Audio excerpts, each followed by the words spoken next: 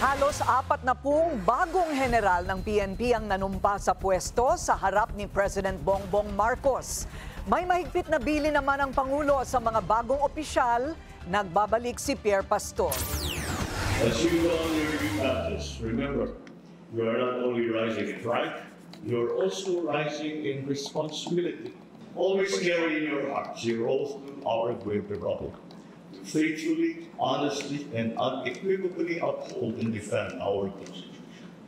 Ito ang paalala ni Pangulong Bongbong Marcos sa 39 na bagong promote na star-ranked officers ng PNP. Nanumpa sa kanilang Commander-in-Chief sa Ceremonial Hall sa Malacanang ngayong hapon ang 4 na Police Lieutenant Generals, 11 Police Major Generals at 24 na Police Brigadier Generals. Diin ng Pangulo sa kanyang pahayag na huwag lilimutin ng mga general na sila ay dapat laging magsisilbing ehemplo at ang mga Pilipino ay lubos na umaasa sa kanila.